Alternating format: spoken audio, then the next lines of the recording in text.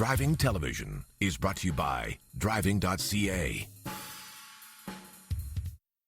The Ford Motor Company owns just over 1/3 of the Japanese automaker Mazda. This works great for both companies. Ford provides the platforms and the engines to Mazda, and then they both share in the profits when Mazda sells these very successful vehicles. Now, Mazda has done a great job of injecting some zoom and coming up with some great sellers like the Mazda 3 and the Mazda 6, for example. With the exception of this vehicle. This is the Mazda Tribute. It's based on the compact SUV, the Ford Escape. And if you thought this was a Ford Escape at first glance, you'd be excused because even we have a hard time distinguishing between the two. I think the designers at Mazda just zoomed right past this vehicle when it came to adding a little bit of sex appeal. It would have been great if they'd come out with a small, sleek vehicle, kind of like the Mazda CX-7, but no, they gave us a boxy SUV. To disguise the Escape as a Tribute, those sneaky engineers have added a Mazda grille, slightly different headlights and bumper treatment, and different rear lights and bumper. But from the side, there's no question that this is an Escape-based SUV. The Tribute's available in 3 trim levels. The base model GX is a 4-cylinder, then there's the GS with the V6, and the top-of-the-line model is the GT, and it's also a V6. One of the most appealing things about the new Tribute is the starting price of just $23,450. That's almost $10,000 less than the CX-7. Mazda might have skimped on some of the zoom, but they've passed the savings on to you. You know, as gas prices shoot up, compact SUVs like this are really becoming popular because you get the utility to move around a family of 4 or 5. It can run on either a 4-cylinder or a 6-cylinder, so they really have become popular. At the back of the Tribute, I like this. You get a split rear gate. You can lift the glass. This is very handy if you have a dog because you don't want to open it and the dog jump out, but you can still put things in the back without letting the dog out, or kids. And you can also lift the tailgate and access it this way. And when you open the back, it's kind of what you expect in this class. The seats do split and fold down for additional cargo area, but unfortunately, the headrests have to be removed and the seat bottoms flip forward to make it all happen. Not that convenient. The exterior has been given a mild upgrade, but the interior received a bigger transformation. Look at these insert panels. They do make a statement, but I'm not sure what statement. Always remember that what looks cool in 2008 may be hard to resell in years to come. The center console has been redone with a high-gloss finish that's supposed to look like a well-polished piano. This material looks good when clean, but it shows every fingerprint and smudge. The radio and heat controls are flanked by rugged-looking rotary dials that are an odd contrast to the piano finish. There are a large number of small buttons for the heat and radio that might be hard to work with gloves on in the winter. Now, there are a couple of things we actually do like about the Tribute. First of all, an MP3 jack has been added for all vehicles. You know what, they cost like 50 cents, so why not throw it in there? And also, the center armrest storage is a marvel. You get a tray here, maybe you put in a Kleenex or something. You've got another one that holds CDs and also change. And then underneath it is this massive cavernous storage area. It's absolutely brilliant. Well done. Power windows, doors, and mirrors are standard, as is a CD player, tilt steering, air conditioning, and keyless entry.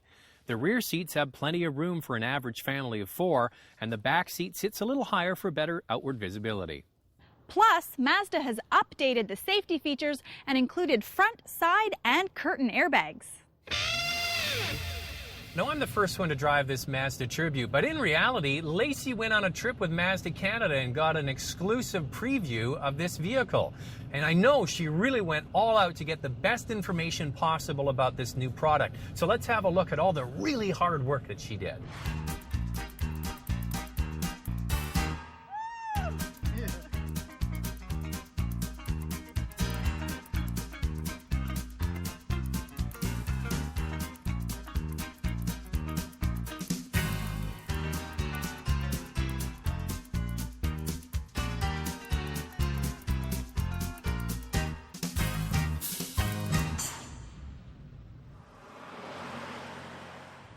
Now, the one thing I noticed about this vehicle right away is it is a bit noisy. You get engine, road, and wind noise inside the cabin. And the other thing that they didn't do is they didn't improve the horsepower with the facelift they've given the Tribute and the Ford Escape. They've just gone with the same old, same old. Now, that will get you in trouble every time because the competition doesn't stand still. And speaking of standing still, they really didn't evolve this vehicle into something cool. They could have come with a smaller version of, say, a Mazda CX-7, maybe call it a CX-4 or CX-5, something really funky and fun, but they've taken the easy approach.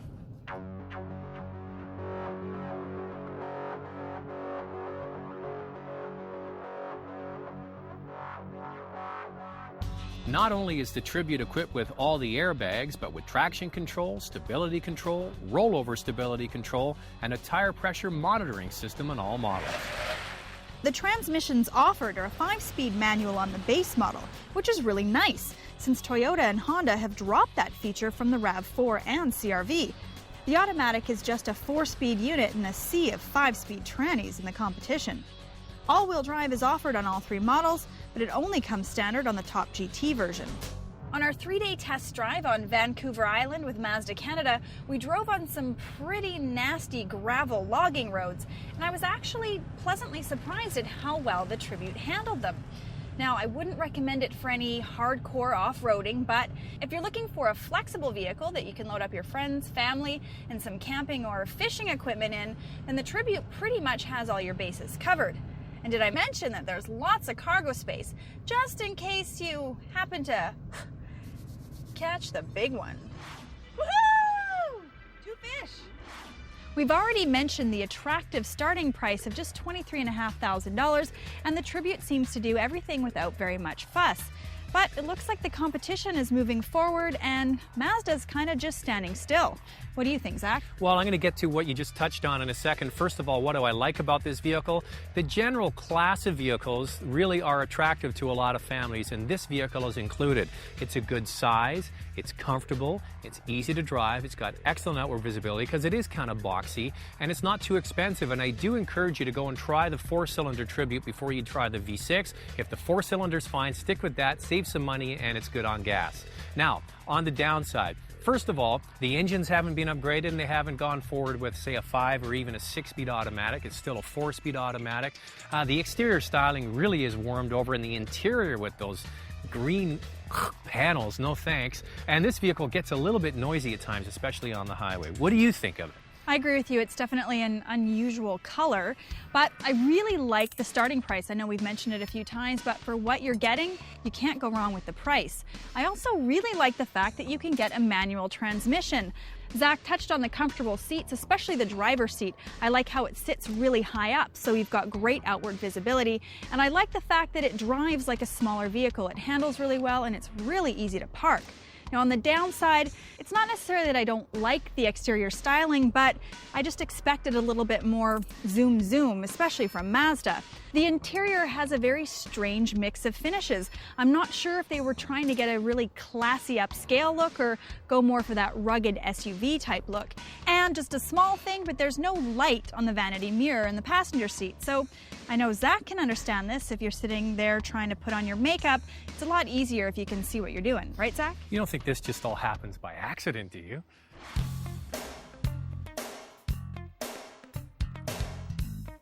Want to buy a new car but can't decide?